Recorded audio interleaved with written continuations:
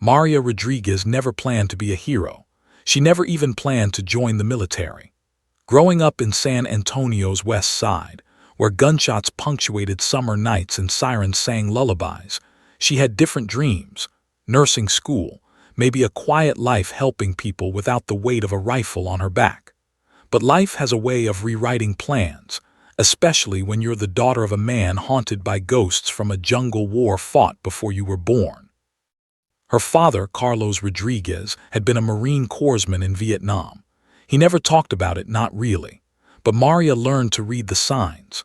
The way his hands trembled every 4th of July when fireworks exploded overhead. How he'd wake up screaming on humid nights, calling names she'd never heard. The Purple Heart and Navy Cross gathering dust in a shoebox under his bed, medals he refused to display. And the drinking, God, the drinking, that started every evening at 6 o'clock sharp, like he was trying to drown something that refused to die. She was 17 when everything changed. It was a sweltering July evening and her father had been drinking heavier than usual. Maria found him in the garage, weeping silently, holding a faded photograph of young men in mud-stained uniforms. "Dad," she'd whispered, afraid to startle him. He looked up with eyes so broken she felt her heart crack. "I left them," he said, his voice raw. "Morrison, Jenkins, 3 others. They told me to fall back, said they were already gone. But I heard Morrison calling for me. I heard him, Mija, and I left him." That night, as her father finally fell asleep, Maria sat beside him holding his calloused hand. He'd squeezed her fingers and whispered words that would echo in her mind for the next 11 years. "Promise me something, Mija. Promise me you'll never leave anyone behind. Not ever. That weight, it'll kill you slower than any bullet." 2 years later, Maria enlisted. Her mother cried. Her brothers called her crazy. But her father looked at her with something she'd never seen before. Pride mixed with terror. He knew what she was walking into, and he knew why she had to go. Navy Corpsman A school was brutal. The instructors pushed them relentlessly, drilling emergency medicine until their hands could work trauma wounds in their sleep. Maria absorbed everything like a sponge: tourniquets, chest seals, airways, battlefield triage. She graduated top of her class and requested immediate deployment with a Marine infantry unit. Some classmates thought she had a death wish. Maybe she did. Or maybe she just needed to understand what her father had lived through, to walk the path he'd walked and prove that leaving no one behind wasn't just a motto, it was a choice. Afghanistan hit her like a physical force. The heat, the dust, the constant alertness that kept your nerves singing even in sleep. Forward Operating Base Dalaram in Helmand Province became home, if you could call a collection of plywood buildings and sandbag walls home. Her unit, 2nd Battalion, 7th Marines, welcomed her with skepticism. A female corpsman attached to an infantry unit was still rare in 2011, and some of the Marines made no secret of their doubts. Staff Sergeant Mike Donovan was the worst. "No offense, Doc, but when I'm bleeding out, I need someone who can drag my 200-pound ass out of the fire." Maria had looked at him evenly and said, "Then let's hope you never find out what I can do, Staff Sergeant." 2 weeks later, an IED shredded Donovan's leg during a patrol. Maria ran 40 yards under sporadic fire, applied a tourniquet that saved his life, and helped carry him to the medevac bird. After that, Donovan called her Doc with reverence, and the unit's attitude shifted overnight. She'd been in country for 14 months now. 14 months of midnight emergencies, of holding young men's hands while they cried for their mothers, of washing blood from her uniform so often the fabric had permanent rust-colored stains.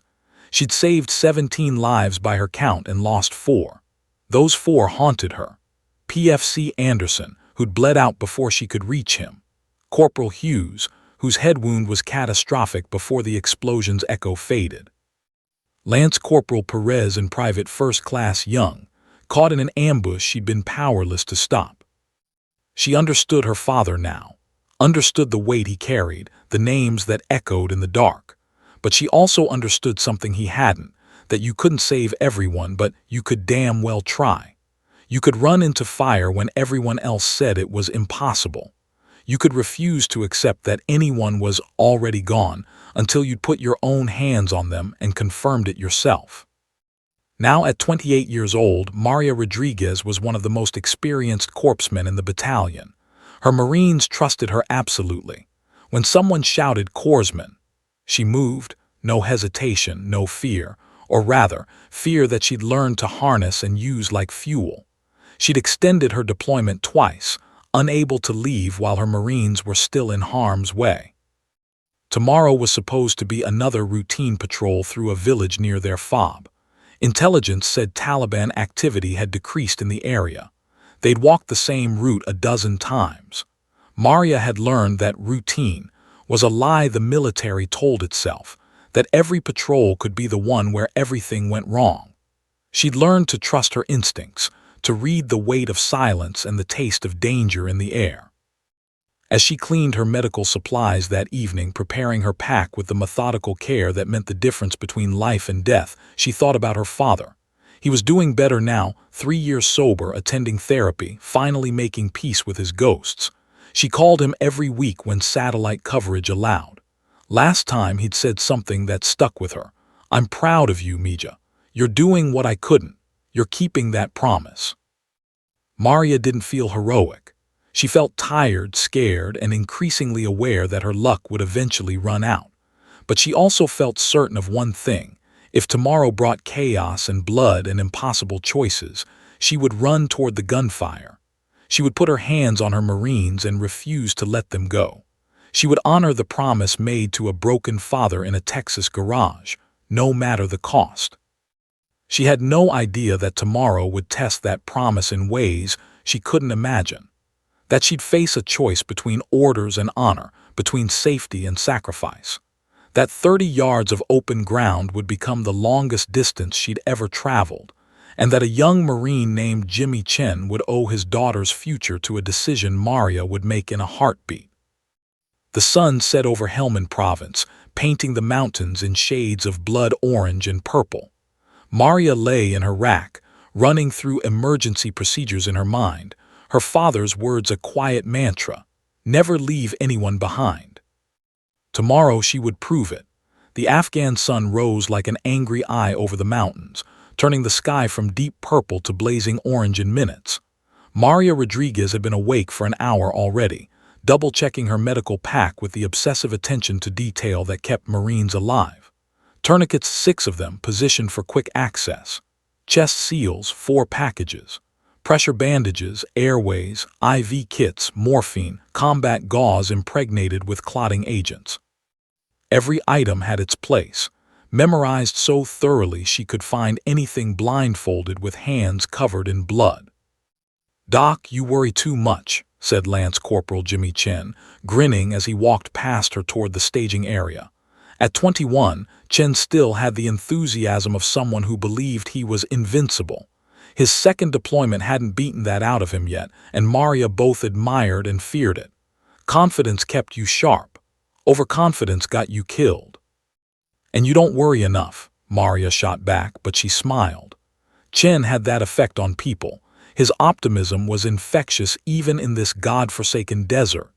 He was one of those Marines everyone liked, the guy who remembered birthdays, who shared his care packages, who could make even the grumpiest sergeant crack a smile. "Can't worry, Doc, got too much to live for." Chen pulled out his phone, showing her the lock screen for the 100th time, a photo of his wife Jessica holding their 3-month-old daughter Emma. The baby had been born 2 weeks after Chen deployed. He'd missed those crucial first weeks, but Jessica sent him photos and videos constantly. She smiled yesterday, like a real smile, not just gas. Maria looked at the photo, Emma's tiny face, those enormous dark eyes, the little fist curled near her chin. Something tightened in her chest. "She's beautiful, Chen. Looks like her mom." "Thank God for that," Chen laughed. "Kid doesn't need this ugly mug." He tucked his phone away carefully, then pulled the ultrasound photo from his helmet, the one he kept tucked in there for luck. Maria had told him a dozen times that putting paper in his helmet was stupid, but Chen was superstitious. "This one's for Emma, getting home to her." Lieutenant Marcus Morrison called the patrol to formation. 8 Marines plus Maria, a small team for what intelligence assured them was a low-threat area. They'd be walking through a village they'd visited multiple times, checking on relations with the local elders, showing presence. Standard stuff. The kind of patrol that should be boring. Should be. Maria's instincts were screaming something different. "Listen up," Morrison addressed them, his southern drawl thick in the morning air. At 32, he was one of the older officers, a career Marine who'd done 3 tours in Iraq before Afghanistan. "Intel says the area's quiet. Taliban's been pushed out by local militia, but I don't trust Intel and neither should you. Eyes open, spacing maintained. Chen, you're on point with Rodriguez right behind. Davis, Lopez, rear security. We move slow, we move smart."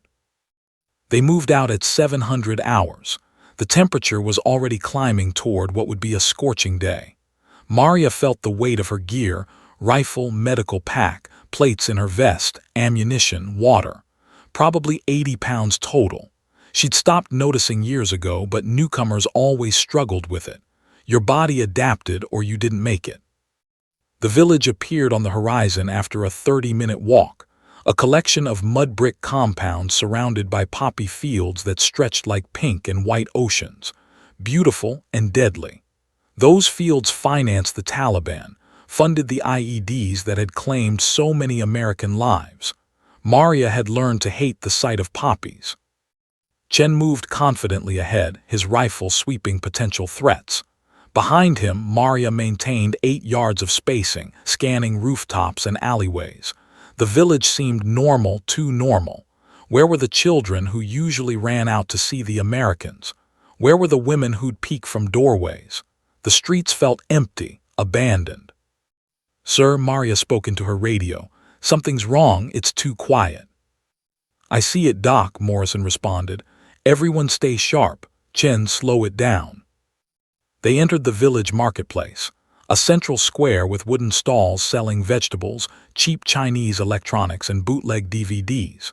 Usually it bustled with activity. Today it was deserted except for one old man sitting by a fruit stand, studiously ignoring their presence.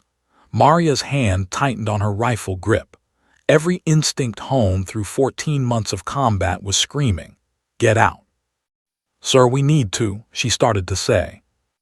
Chen's boot came down on the pressure plate. The world exploded. The IED erupted with a sound beyond sound, a physical force that slammed into Maria's chest and threw her backward. Dirt, smoke, and debris filled the air. Her ears rang with a high-pitched whine that blocked out everything else. She hit the ground hard, her medical pack cushioning the impact. Training kicked in immediately. Am I hit? She ran mental checks. Legs moving, arms working. No blood, not hit. Through the smoke and dust, she saw Chen's body airborne, tumbling like a rag doll. He crashed into the ground 15 yards away with sickening force. Maria tried to scream his name but couldn't hear her own voice over the ringing. Then the gunfire started. Muzzle flashes erupted from 3 different positions, rooftops and alleyways. Taliban fighters had been waiting, watching, timing their ambush perfectly. The IED wasn't meant to kill them all. It was meant to wound and scatter them, make them vulnerable. A classic ambush strategy. "Contact 3 o'clock, 6 o'clock. Someone was screaming, probably Morrison, but Maria could barely hear.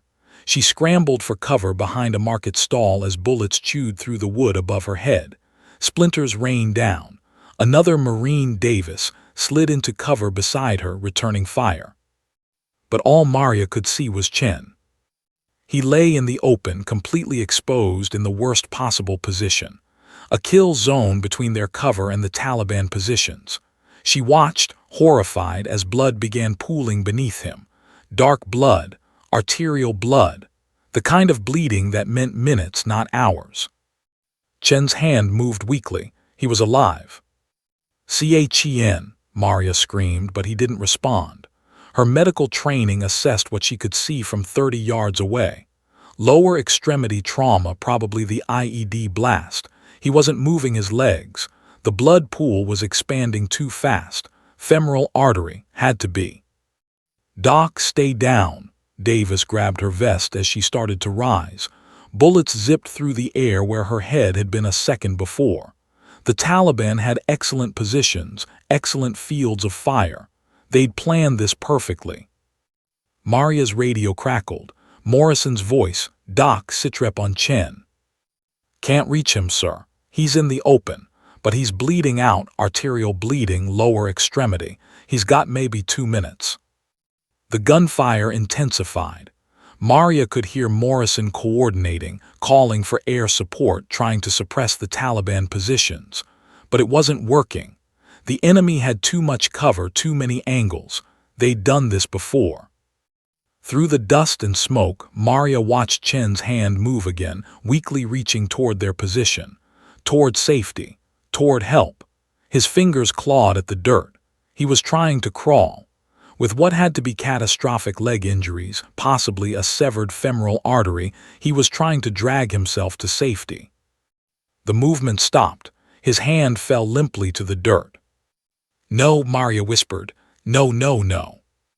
She looked at her watch. 60 seconds since the explosion. Chen had maybe 90 seconds left before he bled out completely. Her mind raced through options. They were pinned down. Air support was at least 10 minutes away. Medevac would take longer. By the time they could safely reach him, Jimmy Chen would be dead. His daughter Emma would grow up without ever knowing her father's voice, his laugh, his love. Maria thought of the ultrasound photo in Chen's helmet. She thought of her father's trembling hands, his broken voice. "I left them. I heard Morrison calling for me and I left him." She looked at the 30 yards between her and Chen. 30 yards that might as well have been 30 miles. 30 yards of open ground with Taliban fighters waiting to kill anyone stupid enough to try crossing it. Davis saw her expression. "Doc, don't even think about it. You'll never make it." Maria didn't answer. She was counting Chen's remaining seconds, calculating angles, watching the blood spread across the Afghan dirt. Watching a young father die while his daughter's ultrasound picture stayed tucked safely in his helmet. Somewhere behind her, Morrison was shouting coordinates. Someone else was screaming for more ammunition. The gunfight was escalating, becoming desperate. And 30 yards away, Lance Corporal Jimmy Chen's life was draining away into the dust, one precious second at a time. The marketplace had transformed into hell on earth. Smoke from the IED blast hung thick in the air, mixing with dust kicked up by hundreds of rounds tearing through the village. Maria pressed herself against the market stall, her cheek against splintering wood as bullets chewed holes inches above her head. The sound was deafening. AK-47 fire had a distinctive crack, different from the deeper boom of American M4s. She could identify at least 6 enemy weapons, probably more. "Sector left, rooftop," Sergeant Davis screamed beside her, swinging his rifle up and firing controlled bursts. A Taliban fighter ducked behind a wall. Davis kept shooting, keeping the enemy's head down. "Doc, we got 3 positions confirmed, maybe more in the buildings." Maria barely heard him. Her entire focus was locked on Chen's body 30 yards away. She could see his chest rising and falling, shallow breaths, too fast. Shock. The blood pool beneath him had spread to nearly 3 feet wide, glistening darkly in the morning sun. That much blood loss meant he was deep into hemorrhagic shock. His body was shutting down, prioritizing vital organs, sacrificing limbs to keep the brain and heart alive. But even that wouldn't last long. 2 minutes, Maria whispered to herself, maybe less. Her medical training ran through the calculations automatically. Average adult male has roughly 5 liters of blood. Lose 40% and you're in severe shock. Lose 50% and you're dying. A severed femoral artery could pump out a liter in 3 minutes. Chen had been bleeding for 90 seconds. He'd already lost at least half a liter, possibly more if there were other injuries she couldn't see from her position. She watched his hand twitch again, fingers scraping weakly at the dirt. He was conscious. God help him, he was still conscious, aware that he was dying alone in the middle of a firefight. Maria had seen that before, the terrible awareness in a dying Marine's eyes when they realized help wasn't coming. "CHEN," she screamed again, though she knew he probably couldn't hear over the gunfire. "Stay with me." A bullet struck the ground 3 feet in front of Chen's head, kicking up dirt that settled across his face. The Taliban fighters could see him too. They knew exactly where he was. The next burst might not miss.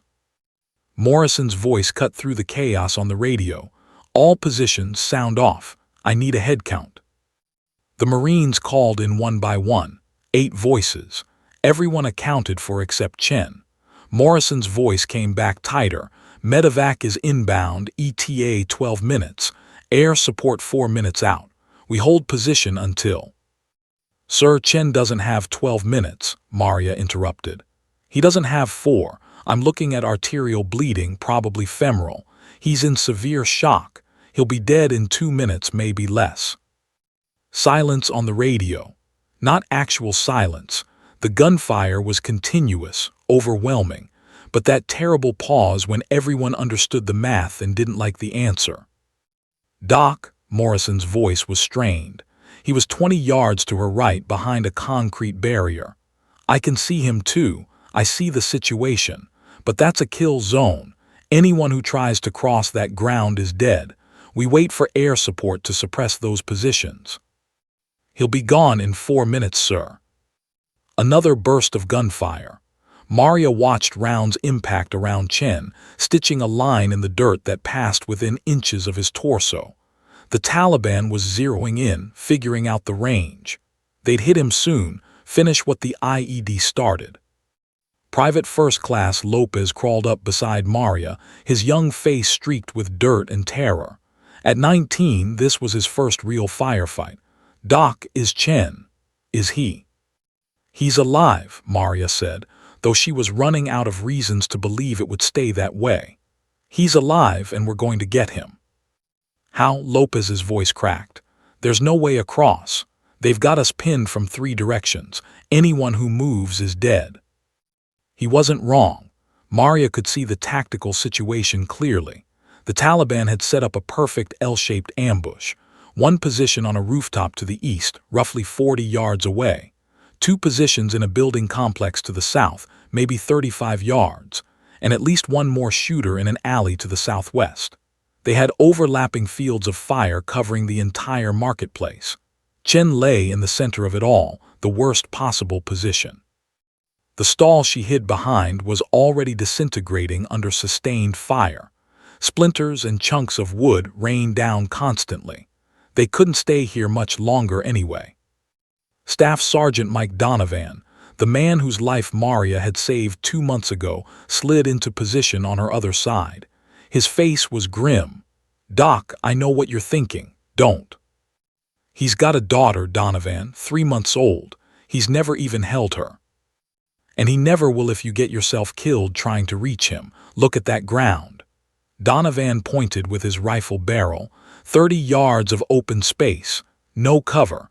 Multiple shooters with clear lines of sight. It's suicide. Maria looked, really looked. He was right. The marketplace was completely open, just packed dirt with nowhere to hide, nowhere to take cover. If she tried to run across, she'd be exposed for at least 15 seconds. Probably longer while she worked on Chen.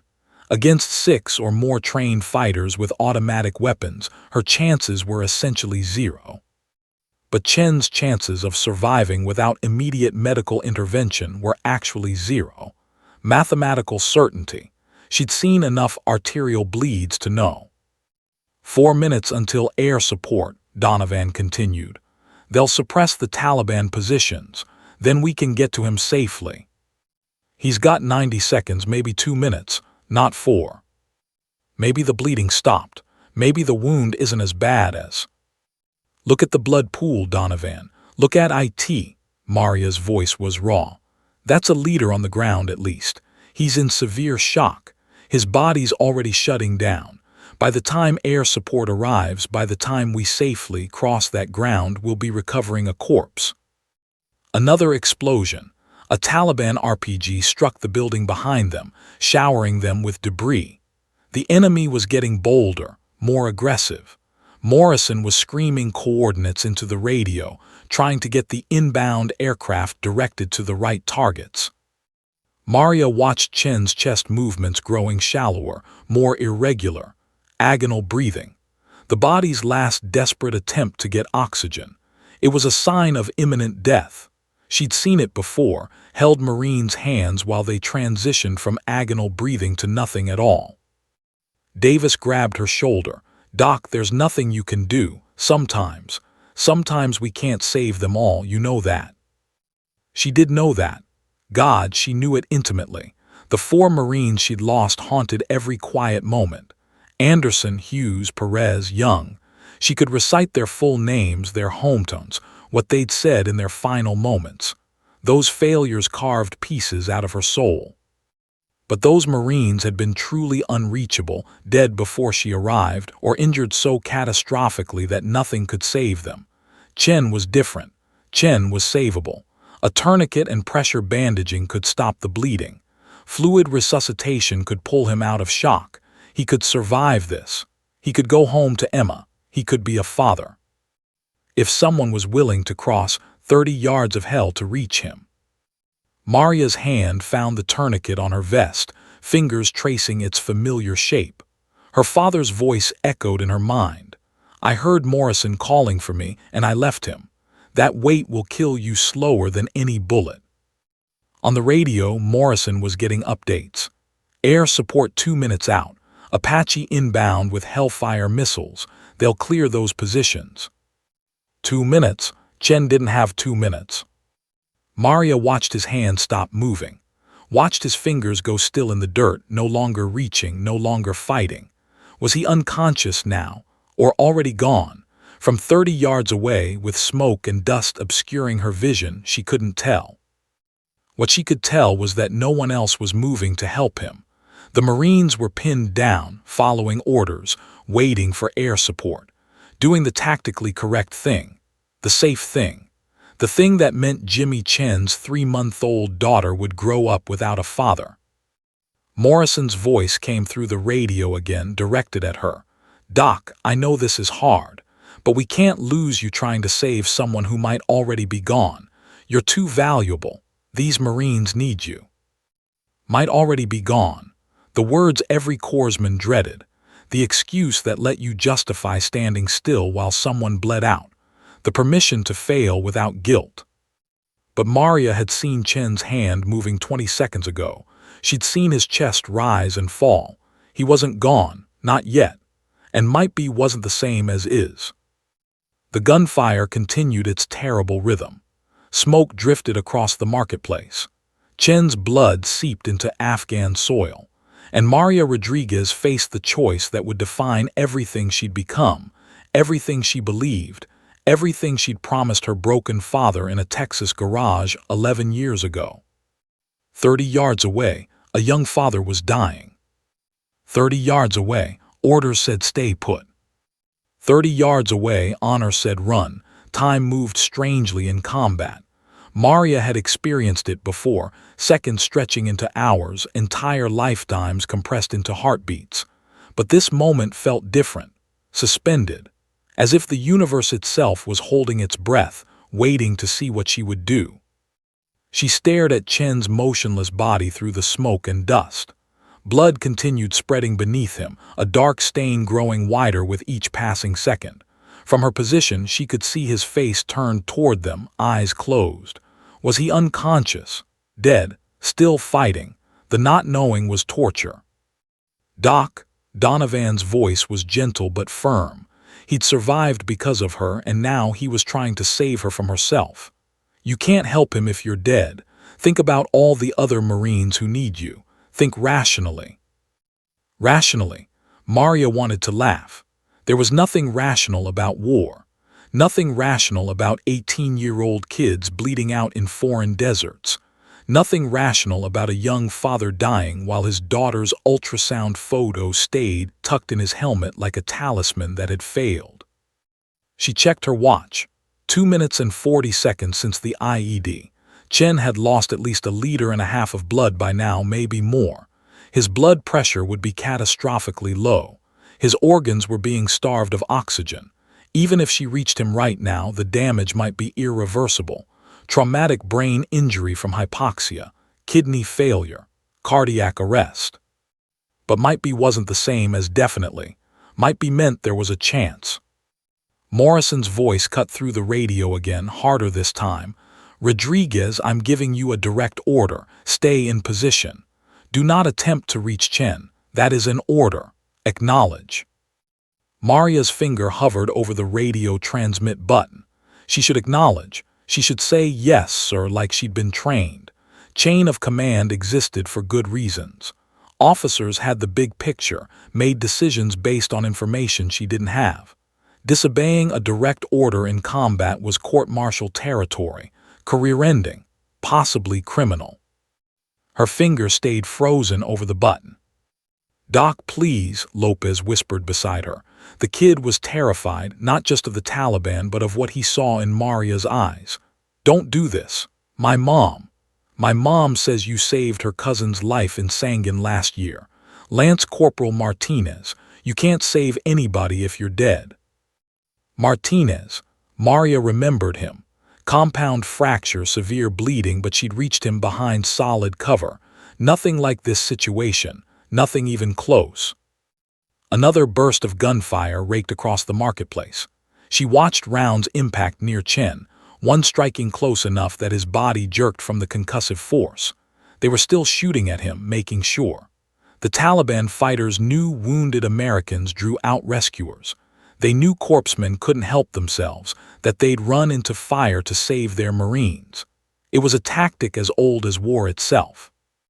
This was a trap, and Maria knew it. The IED, the ambush positions, Chen's placement in the perfect kill zone, all designed to bait them into making exactly the move she was contemplating. The Taliban wanted her to try this. They were counting on American sentimentality, on the Marine Corps obsession with leaving no man behind. Davis was on the radio with Morrison, his voice urgent. "Sir, we need to suppress those positions now. Chen's still alive. I can see him breathing, but Doc's about to do something stupid." "Negative," Morrison snapped back. "Air support 60 seconds out. Everyone holds position. That is a direct order to everyone." 60 seconds. The Apache helicopter would arrive with its 30 chain gun and Hellfire missiles. It would light up those Taliban positions, turn the ambush around. In 90 seconds, maybe 2 minutes, the area would be suppressed enough for a safe rescue. Maria looked at Chen. His chest was barely moving now. Those shallow, rapid breaths had slowed. His body was giving up, running out of blood to pump, oxygen to deliver. 2 minutes from now, there might not be anything left to rescue. She thought about her father, about the night he'd broken down in that garage. The names he'd cried out weren't strangers. They'd been his brothers, his responsibility. Morrison, the Marine he'd mentioned, had been his best friend. They'd gone through boot camp together, survived 2 tours together. And when Morrison got hit, when he lay in a rice paddy calling for help, Carlos Rodriguez had followed orders. He'd fallen back to the extraction point like he'd been told. He'd left Morrison behind. The Navy Cross they gave him for actions earlier that day sat in a shoebox because he couldn't stand to look at it. What did bravery matter when you'd failed the one test that actually counted? "I heard him calling for me," her father had wept. "For 30 years I've heard him calling." Maria's hand moved to her vest, fingers finding the St. Michael medallion her father had given her before deployment. The patron saint of warriors. On the back he'd had it engraved, "Never leave them." Not never leave a Marine behind, just them. Because at the moment of choice they weren't abstractions or tactical considerations. They were people, brothers, family. "Doc, look at me." Donovan grabbed her shoulder, forcing her to meet his eyes. "I know what you're thinking. I know what your dad told you. But this isn't Vietnam. We have air support. We have medevac. We have rules and procedures that keep everyone alive. You don't have to be a hero. Just be smart." Smart would be letting him die, Maria heard herself say. Smart would be staying alive so you can save the next 10 guys who get hit.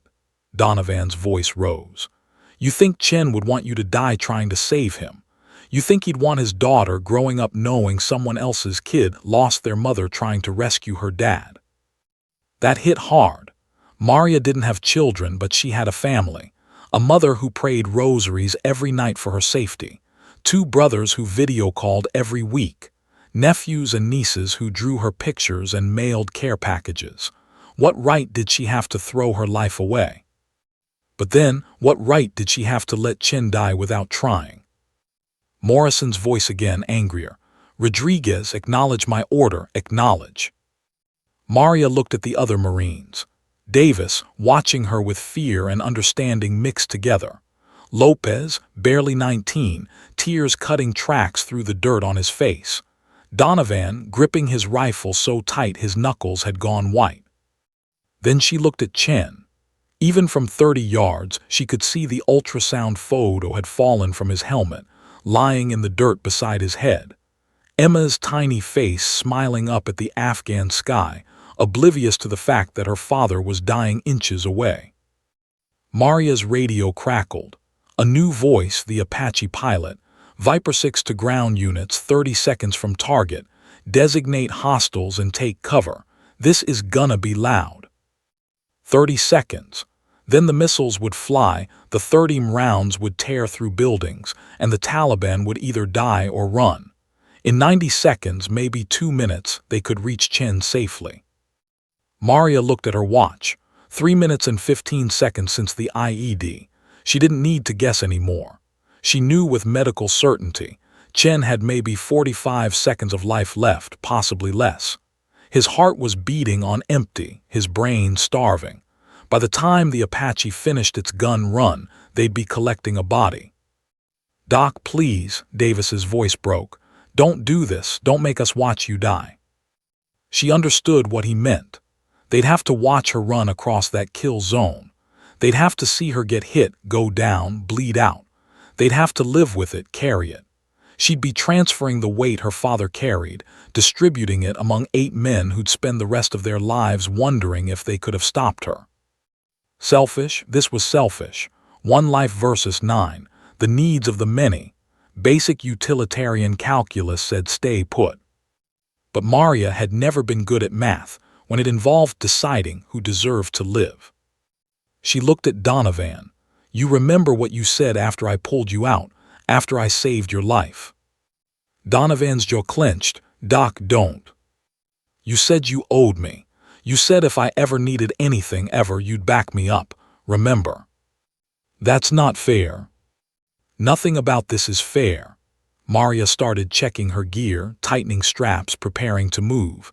Chen's got a 3-month-old daughter, Emma. He's never even held her. She's going to grow up without a father if I don't do this. She's going to grow up without a father anyway. Donovan grabbed her vest. "Because you're not going to make it. Look at that ground. Look at it." Maria looked.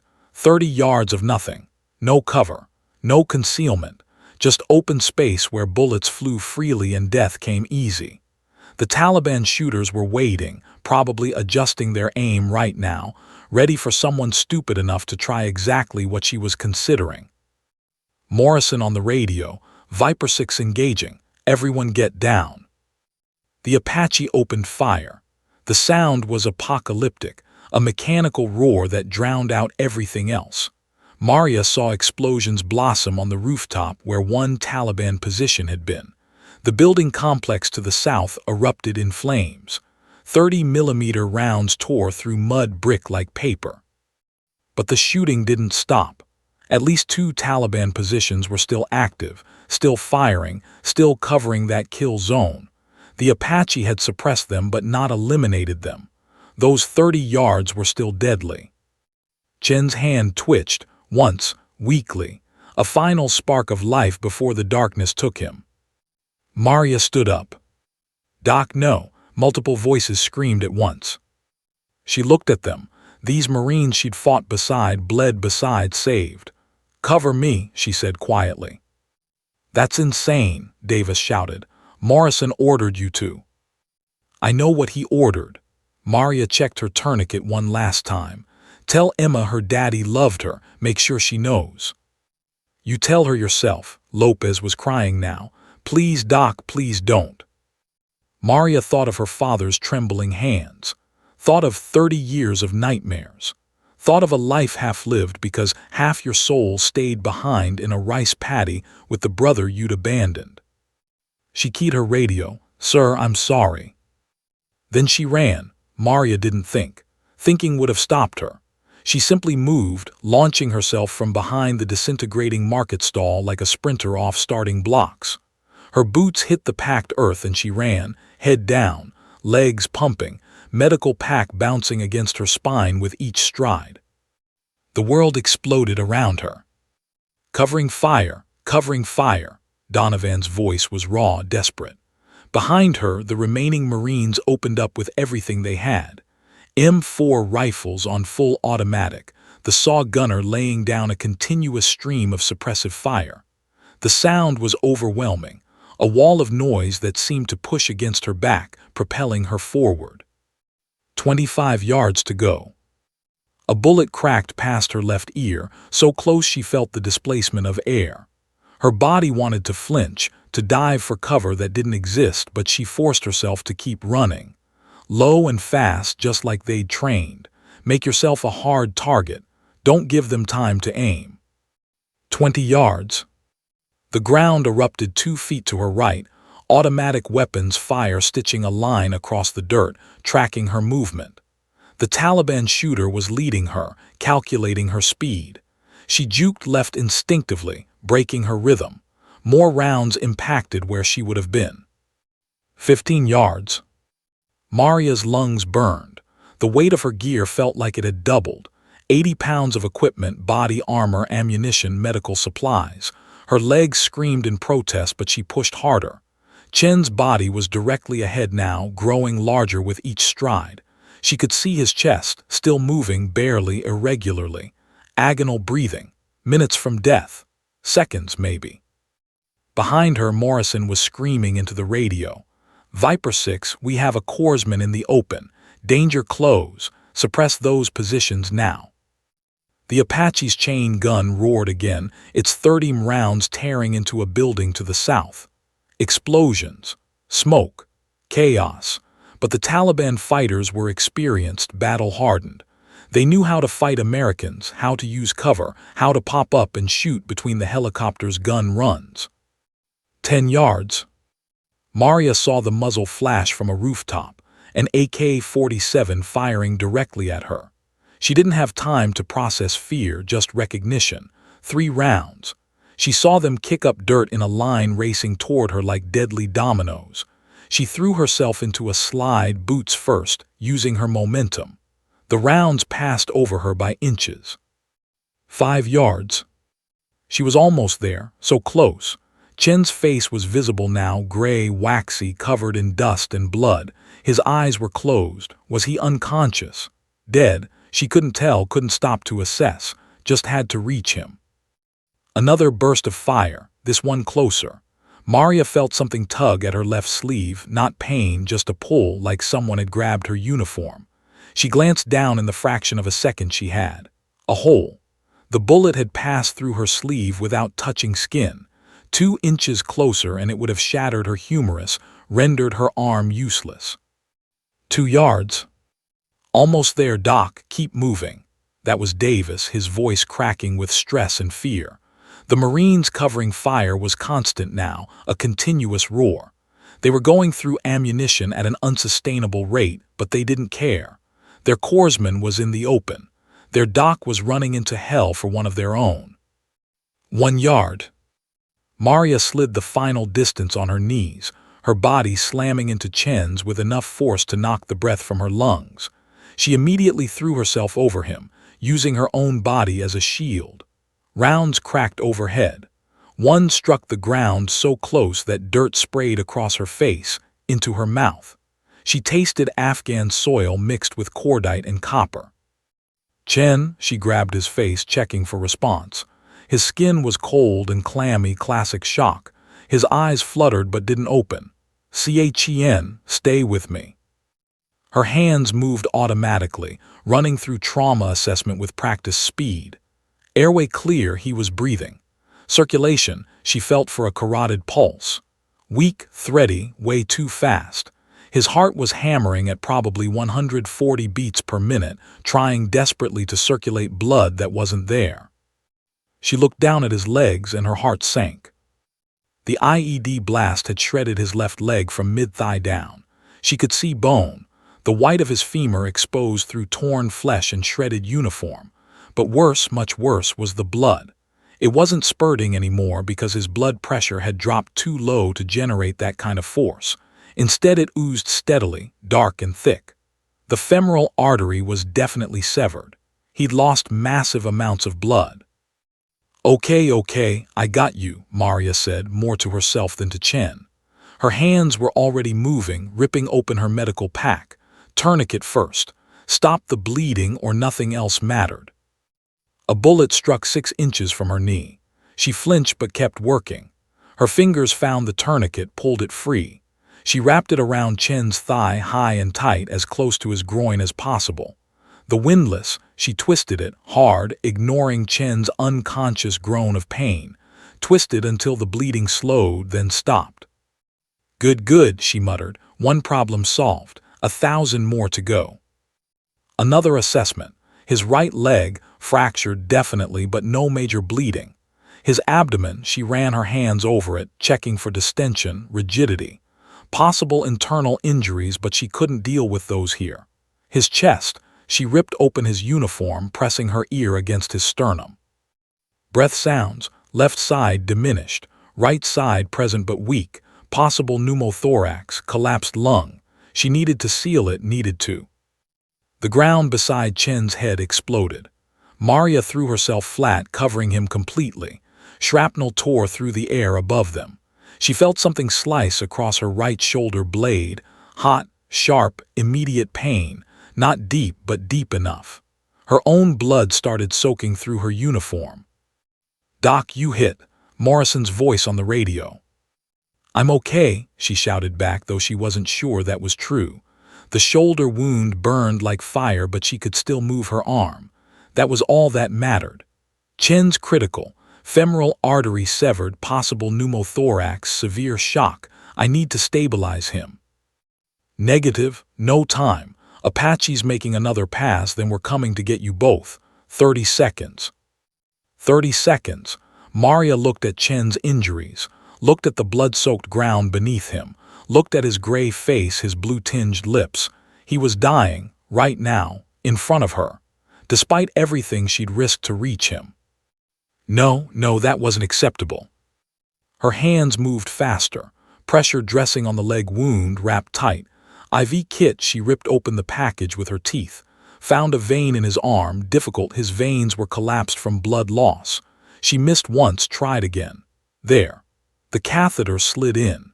She connected the bag of saline, held it up with one hand while her other hand found her shears. She cut away his body armor, his uniform top, exposed his chest. The sucking chest wound was on his left side, just below the nipple. Every breath drew air into his chest cavity where it shouldn't be. She grabbed a chest seal, tore it open, applied it. The sucking sound stopped. "Come on, Chen," she whispered. "Come on, your daughter needs you. Emma needs you, fight." A bullet struck her medical pack. She felt the impact through her body, felt the pack jerk. Supplies scattered. She ignored it, kept working. Wrapped another pressure bandage around a laceration on his arm she hadn't noticed before. Checked his airway again, still clear. Pulse, still present, barely. The Apache's guns roared overhead. Explosions rocked the marketplace. The Taliban fire diminished but didn't stop. They were determined, fanatic. They wanted American blood. 10 seconds, Doc. Get ready to move. Maria looked at Chen. He was alive. Barely. Impossibly. Against all odds and medical probability, his heart was still beating. She'd stopped the major bleeding, sealed his chest, started fluid resuscitation. He had a chance now, a real chance. But they still had to cross 30 yards of hell to get him to safety. She heard boots pounding. Davis and Lopez were coming, moving in a low run with Donovan providing covering fire. They slid in beside her, their faces masks of fear and determination. "We got him, Doc," Davis panted. "Grab his left side. Lopez, take right. We move on 3. Maria positioned herself at Chen's head, cradling his neck to stabilize his spine. Her shoulder wound screamed in protest, but she ignored it. Pain was irrelevant. Getting Chen to safety was everything. 1, Davis shouted. They lifted together. Chen's dead weight, probably 200 pounds with gear, felt like twice that. Maria's legs trembled. 2. More gunfire. The Marines' suppressive fire intensified. Someone was screaming coordinates. The Apache was coming around for another gun run. 3. They moved. Chen's hand fell limply, the ultrasound photo still lying in the dirt behind them. Emma's smiling face, abandoned in the marketplace where her father had nearly died. But he was alive. Against every tactical calculation, every probability, every order that said to wait for safety, Jimmy Chen was alive. And Maria Rodriguez had just proven that sometimes the impossible was simply what happened when you refused to accept any other option. They stumbled toward safety, bullets following them every step, 3 Marines and 1 corpsman carrying their brother home. The world became a blur of pain and motion. Maria's legs burned as they carried Chen backward, stumbling over debris and uneven ground. Davis had Chen's left side, Lopez his right, and Maria cradled his head and neck, trying to keep his spine stabilized while moving at a shuffle run that felt agonizingly slow. 15 yards from cover, might as well have been 15 miles. A bullet snapped past Maria's ear with that distinctive crack that meant it had missed by inches. She heard Lopez cry out, not a scream, just a sharp grunt of pain. "I'm okay, keep moving," he gasped, but Maria saw the dark stain spreading on his left thigh. He'd been hit but was still carrying Chen's weight, still moving. "Almost there," Davis shouted, though his voice sounded strangled with effort. 10 yards, keep going." Chen's eyes suddenly opened, not fully conscious but aware enough to register pain and fear. His mouth worked, trying to form words. Blood bubbled at the corner of his lips, internal injuries, possibly bleeding into his lungs. Maria wanted to stop, to assess, to treat, but stopping meant dying. They had to reach cover first. "Hang on, Jimmy," Maria shouted over the gunfire. "We're getting you out, stay with me." His hand suddenly gripped her vest with surprising strength. His eyes found hers, wide and terrified. He knew. He understood how badly he was hurt, understood he was dying. Maria had seen that look before, the moment when a wounded Marine grasped the reality of their situation. "Emma," he whispered, the word barely audible over the chaos. "Tell her." "You'll tell her yourself," Maria interrupted fiercely. "You're not dying today, you hear me? Not today." The Apache made another gun run, its chain gun screaming as it tore into the remaining Taliban positions. The incoming fire reduced but didn't stop. These were hardened fighters, veterans who'd survived years of American air power. They knew how to use cover, knew when to shoot and when to hide. 5 yards from the market stall. So close. Maria could see Donovan firing controlled bursts, trying to suppress the shooters. Could see the fear and hope mixed on his face as he watched them approach. Chen's grip on her vest weakened, his eyes rolled back. "No," Maria screamed. "Chen, stay awake, stay with me." But his hand fell away, his body going completely limp. His chest stopped moving. "He's crashing," Maria yelled. "Get HIM-2 cover now." They covered the final yards in a desperate rush, practically falling behind the market stall. The moment they had minimal cover, Maria was working. Her hands flew through emergency procedures with the speed and precision of 15 months in combat. "He's not breathing." She tilted Chen's head back, checked his airway clear. Her fingers found his carotid pulse. Nothing. No pulse, starting CPR. "Doc, your shoulder," Davis started. "Forget it," Maria snapped. She positioned her hands on Chen's sternum and started compressions. Hard and fast, exactly like she'd trained. 30 compressions, 2 breaths. The chest seal she'd applied earlier made rescue breathing difficult, but she forced air into his lungs anyway. Come on, Chen, come on. Compress, compress, compress. She counted mentally, maintaining rhythm. 30 compressions, 2 breaths. Chen's lips were blue, his skin ashen gray. He'd lost so much blood that even if she restarted his heart, there might not be enough blood to carry oxygen to his brain. Donovan was on the radio. Medevac, this is Steel 2. We have one urgent surgical, traumatic amputation, chest trauma in cardiac arrest, ETA. Steel 2, Medevac is 4 minutes out. LZ is hot. We need confirmation it's secure. It's not secure, Donovan shouted, but we've got a Marine dying right now. Maria kept pumping, 30 compressions. Her shoulder wound screamed with each thrust, but she ignored it. 2 breaths. Chen's chest rose and fell with the air she forced in, but his heart remained still. 45 seconds of CPR. She checked for pulse. Nothing. Lopez, get me the epinephrine from my pack, Maria ordered, never stopping compressions. Red box labeled EPI. Lopez, his own leg wound bleeding through a hastily applied bandage, dug through her scattered medical supplies. His hands shook. I can't. There's too much stuff. Left pocket, red box. Maria's voice was sharp, authoritative. Lopez found it, hands fumbling with the packaging. Open it, drop 1 milligram. Do it now. 90 seconds of CPR. Maria's arms burned. Sweat poured down her face, mixing with dirt and Chen's blood. She'd done CPR before, saved 2 Marines this way, lost 3 others. The odds weren't good. After massive trauma and blood loss, cardiac arrest was usually the body's final surrender. But Chen had a daughter. That had to count for something. Lopez handed her the syringe with epinephrine. Maria kept one hand on Chen's chest, using the other to find the IV line she'd started earlier. She pushed the medication, praying the collapsed veins would carry it to his heart. Breathe, Jimmy, she whispered.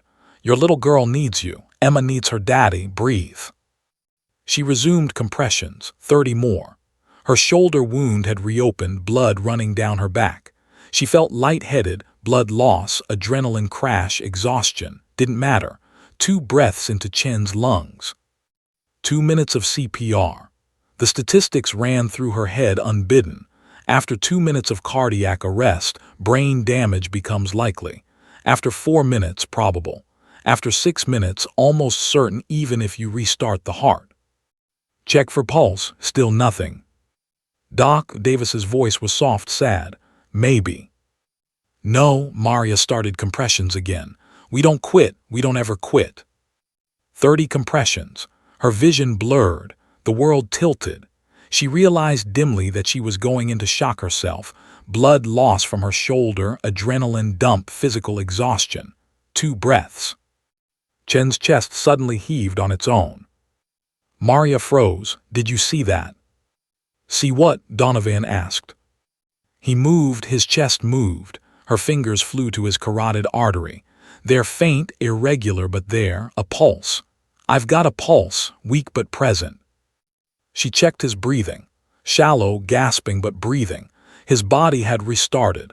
Impossibly, miraculously, Jimmy Chen's heart was beating again. Oh my God, Lopez whispered. Oh my God, Doc, you did it. He's not saved yet, Maria said, but relief flooded through her. She quickly reassessed, pulse present at about 110, weak and thready. Respirations 8 per minute, shallow. Blood pressure probably barely compatible with life, but alive. Currently, impossibly alive. The medevac helicopter's rotors thundered overhead. Maria looked up to see the Black Hawk descending into the marketplace, its door gunners laying down suppressive fire. The Apache circled overhead like a protective angel, its weapons trained on the remaining Taliban positions. Get ready to move. Morrison was suddenly beside them, grabbing Chen's legs. We load him and we go, 30 seconds. They lifted Chen again. Maria kept one hand on his neck, the other holding the IV bag high. Every step jolted his broken body, but his heart kept beating. His chest kept rising and falling. He was holding on by the thinnest thread, but he was holding on.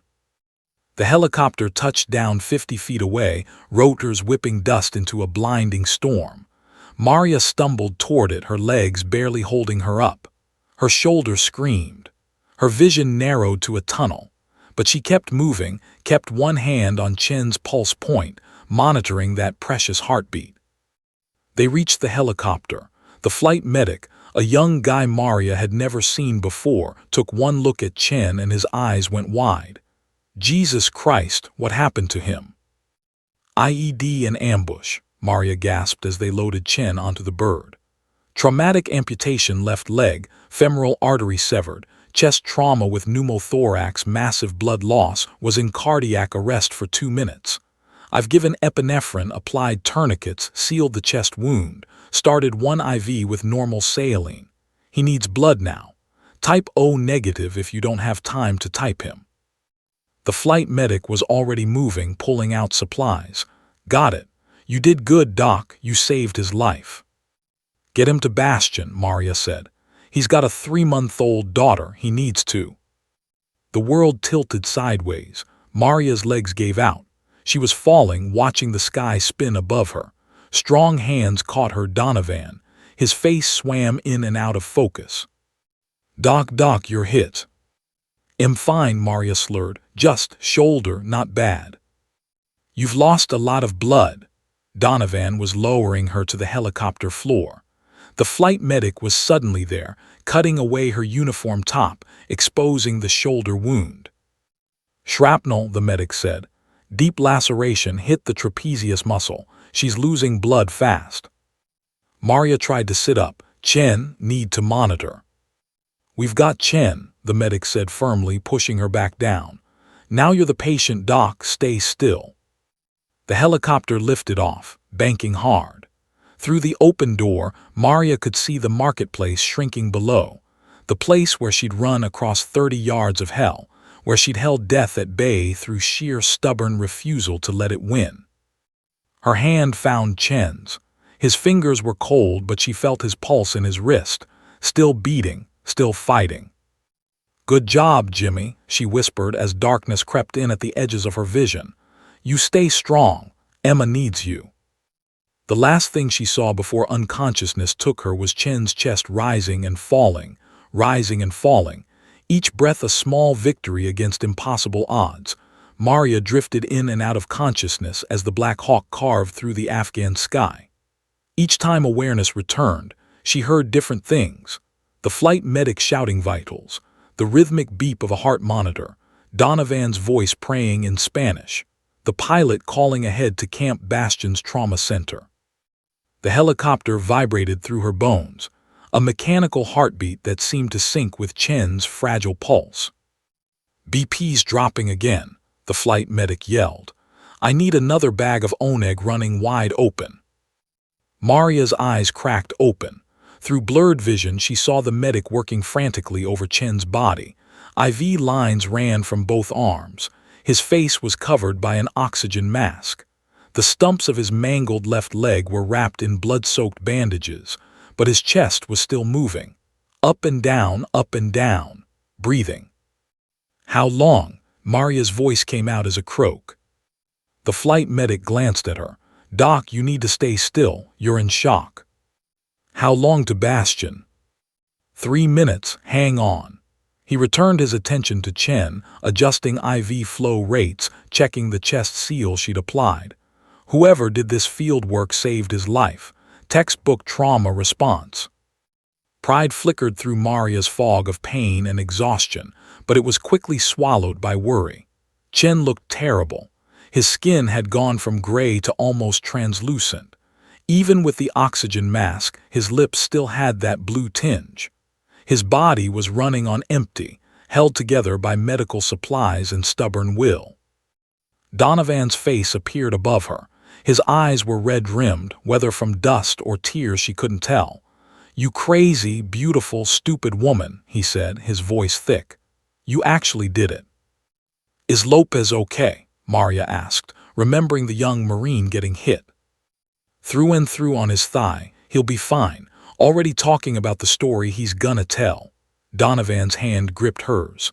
But you, Doc, you lost a lot of blood. That shrapnel went deep. Chen lost more. Chen's got 3 medics working on him now. You've got me, and I barely passed combat lifesaver training. He tried to smile but couldn't quite manage it. Morrison's losing his mind, by the way. Doesn't know whether to recommend you for a medal or a court-martial. Court-martial, Maria whispered. Disobeyed direct order. You saved a Marine's life. Doesn't change what I did. The helicopter began to descend. Through the open door, Maria saw Camp Bastion's sprawling base, rows of buildings, vehicles, the large red cross marking the trauma center. The medical facility that had saved countless lives, that represented safety and advanced care and a chance at survival. 30 seconds to touchdown, the pilot called back. The flight medic was talking rapidly into his radio. Bastion trauma, this is Dustoff 7-1. 2 critical patients inbound. Patient 1, male, early 20s, traumatic amputation left lower extremity, chest trauma, massive hemorrhage, post-cardiac arrest. Patient 2, female, late 20s, deep shrapnel laceration, right shoulder, significant blood loss, shock. ETA 30 seconds. The Black Hawk touched down with a gentle bump. The side doors flew open, and suddenly there were people everywhere. Trauma surgeons in blood-stained scrubs, nurses with equipment, corpsmen with stretchers. The controlled chaos of a Level 1 trauma center receiving critical casualties. Get HIM-2 OR2 now, a surgeon shouted, taking one look at Chen. He needs blood, lots of it, and we need to get him on the table 5 minutes ago. They pulled Chen from the helicopter with practiced efficiency. Maria tried to sit up to follow, to maintain that connection to the Marine whose life she'd fought so hard to save. But hands pushed her back down.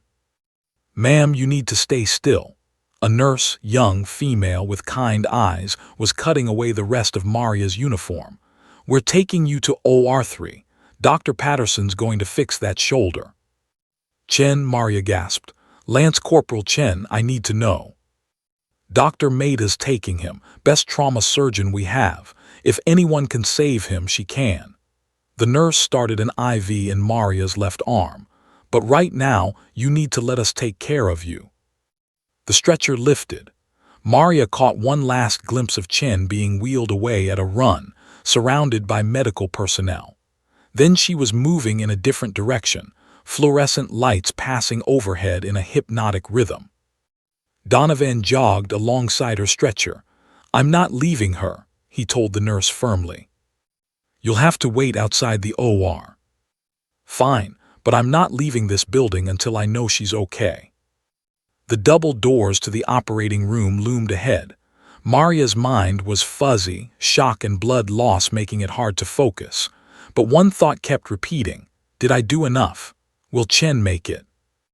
Dr. Patterson appeared in her field of vision, a middle-aged man with graying hair and steady hands.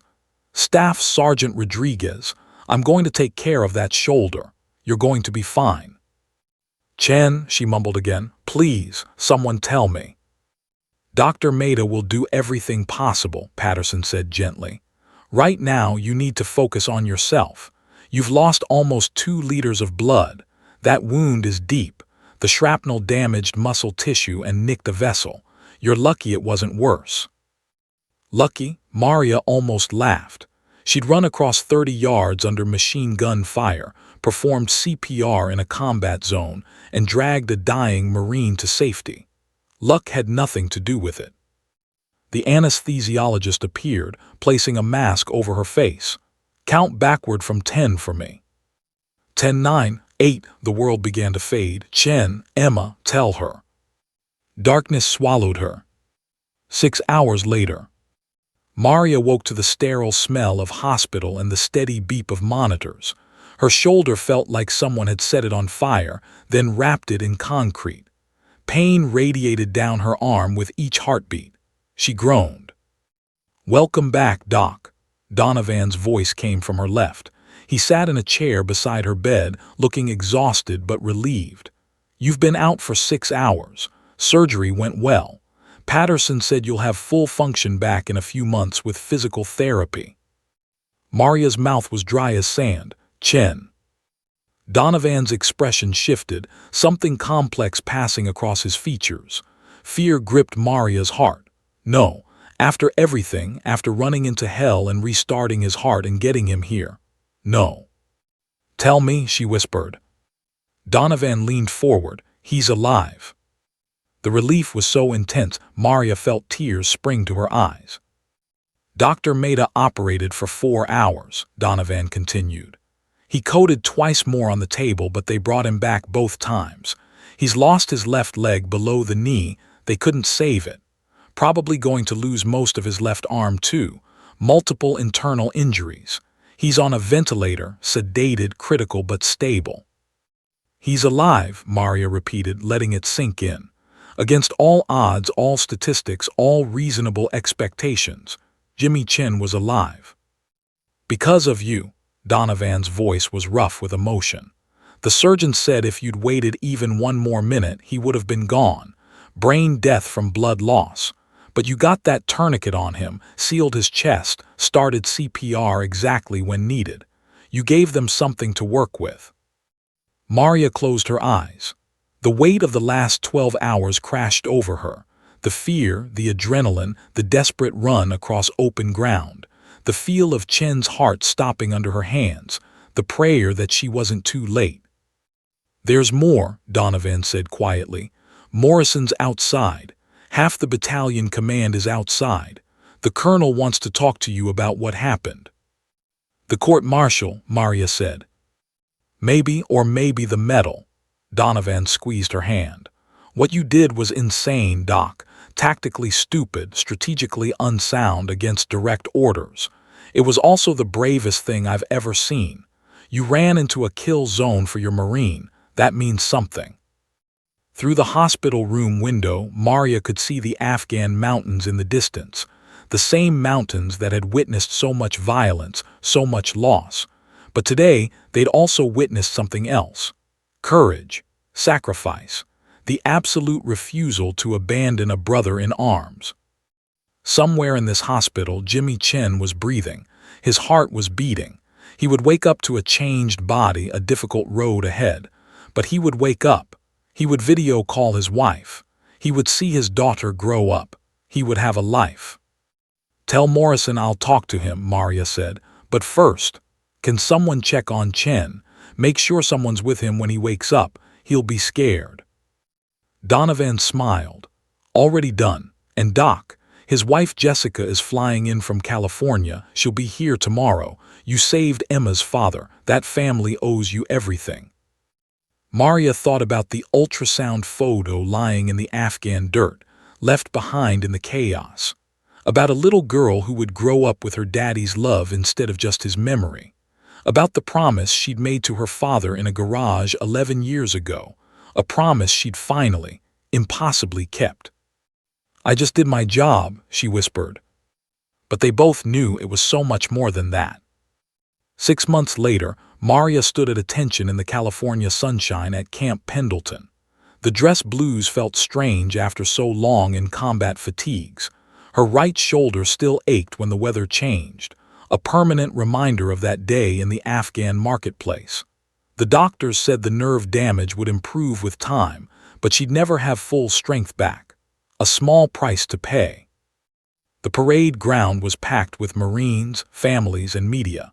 Cameras flashed as the commandant of the Marine Corps stepped forward, holding a small blue box.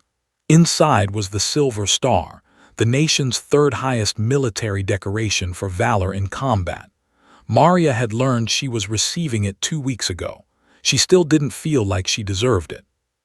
Staff Sergeant Maria Rodriguez, the commandant's voice rang out across the parade ground, for conspicuous gallantry and intrepidity in action against the enemy. While under heavy enemy fire, with complete disregard for her own safety, Staff Sergeant Rodriguez crossed 30 yards of open terrain to reach a critically wounded Marine. Despite direct orders to remain in position, she chose to risk her life rather than allow a fellow warrior to die alone. Maria's eyes drifted to the crowd. There in the front row sat Lance Corporal Jimmy Chen, or rather what was left of him. His left leg ended at the knee, a prosthetic visible beneath his dress blue trousers. His left arm ended at the elbow. They tried to save more of it, but infection had forced further amputation. He sat in a wheelchair, not quite strong enough yet for the prosthetic leg they were fitting him with. But he was alive, and beside him sat his wife Jessica, tears streaming down her face. In Jessica's arms was 2-year-old Emma, wearing a tiny pink dress and clutching a stuffed teddy bear. Her actions under fire resulted in the saving of a Marine's life, the commandant continued. Her courage, medical skill, and unwavering commitment to the Corps' most sacred principle, never leave a Marine behind, represent the highest traditions of military service. The medal was pinned to Maria's chest. She saluted. The crowd erupted in applause, but all Maria could see was Emma's face, those enormous dark eyes that looked so much like her father's, watching the ceremony with a child's innocent curiosity. After the ceremony, after the photos and congratulations and handshakes from officers she'd never met, Maria finally made her way to the Chen family. Jimmy was struggling to stand, trying to balance on his prosthetic with Jessica's help. Maria wanted to tell him to stay seated, but she understood. This was important to him. He managed to get upright, swaying slightly. Then he saluted her. The gesture was awkward with only one full arm, but it was perfect. "Thank you," Jimmy said, his voice rough. "Thank you for my life, Doc." Maria returned the salute, then stepped forward and hugged him carefully, mindful of his injuries. "Thank you for fighting so hard to stay alive. You scared the hell out of me." Jessica was sobbing openly now.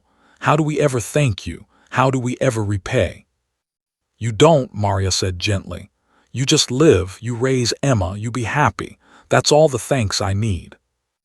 Emma was staring at Maria with those huge eyes. Jessica lowered her to the ground. The toddler took 2 wobbling steps forward, then held up a piece of paper. "For you," she said in that precious 2-year-old voice. Maria knelt down carefully, her shoulder protesting, and took the paper. It was a crayon drawing, the kind only a toddler could create. 3 stick figures barely recognizable as human. One lying down, one bending over it, and one standing nearby. Above them, a rough circle with lines radiating out, a child's interpretation of a helicopter.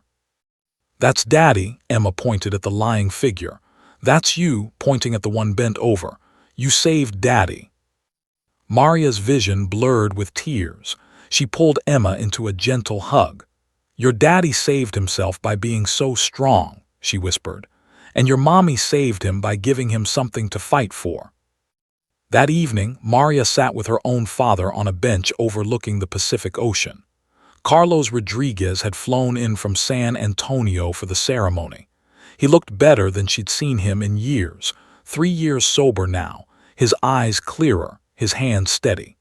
The demons hadn't completely left him, but he'd made peace with them. "I'm proud of you, Mija," he said quietly. "You did what I couldn't." "You would have done the same thing, Dad. You just had different orders, different circumstances." "Maybe," he stared out at the waves, "but you kept the promise, you never left him behind." Maria nodded. The weight of that promise had seemed crushing for so long. Now it felt different, not lighter exactly, but more bearable. Shared with Chen, with Emma, with all the Marines who'd risked their lives laying down covering fire while she ran into hell. "The nightmares haven't stopped," she admitted. "Sometimes I still see him lying there. Sometimes in my dreams I don't reach him in time. I watch him die over and over."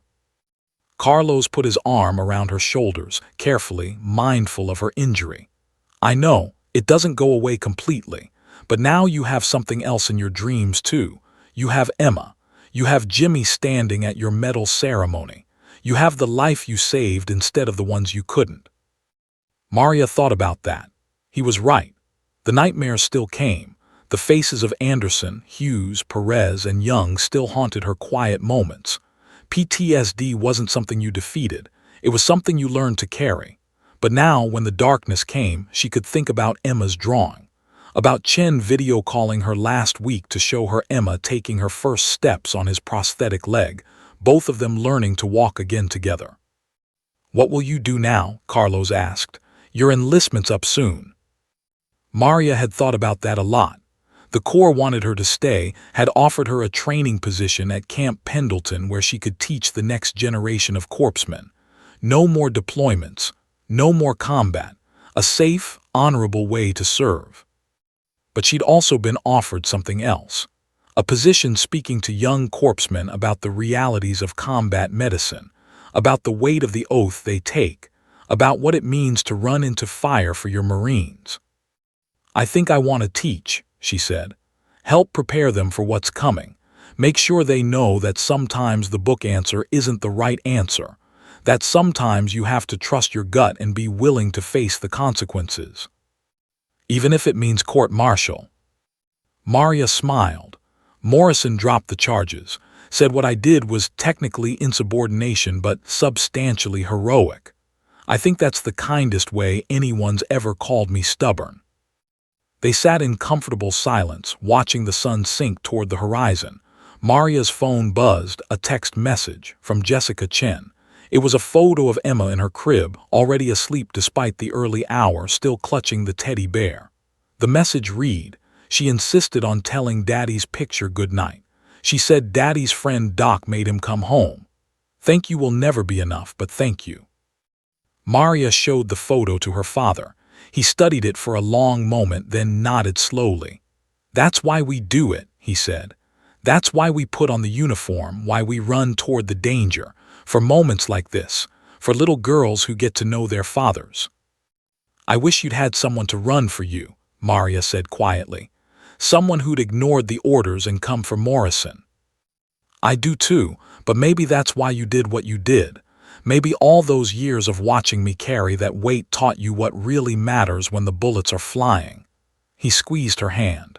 "You broke the cycle, Mija. You made a different choice." As the sun finally touched the Pacific, painting the sky in shades of orange and gold, Maria thought about choices. About the 30 yards she'd run, the orders she'd disobeyed, the life she'd saved. About Emma growing up with a father who'd teach her to ride a bike, walk her down the aisle someday, hold her own children. About all the moments that existed now because Maria Rodriguez had refused to accept that anyone was already gone. Her phone buzzed again. Another message from Jessica. "Emma wants to know if you can come to her birthday party next month. She wants to show you how she can count to 10. Please say yes." Maria typed back immediately, "I'll be there. Wouldn't miss it for the world." She looked at the silver star on her uniform, felt the ache in her shoulder, thought about the nightmares that would probably never fully stop. War took pieces of everyone it touched, but sometimes, if you were lucky and brave and stubborn enough, you could give something back. Sometimes you could save a life. Sometimes you could keep a promise. Sometimes you could prove that 30 yards of open ground was just distance, not destiny. And sometimes, a little girl in a pink dress with her father's eyes would hand you a crayon drawing, and suddenly every terrifying step, every bullet that missed, every moment of doubt would become worth it. Maria Rodriguez had run into hell and brought a Marine home. She'd carry the scars forever, but she'd also carry Emma's drawing, Jimmy's gratitude, and the certain knowledge that when it mattered most, she'd made the right choice. Some promises she'd learned were worth everything. The end.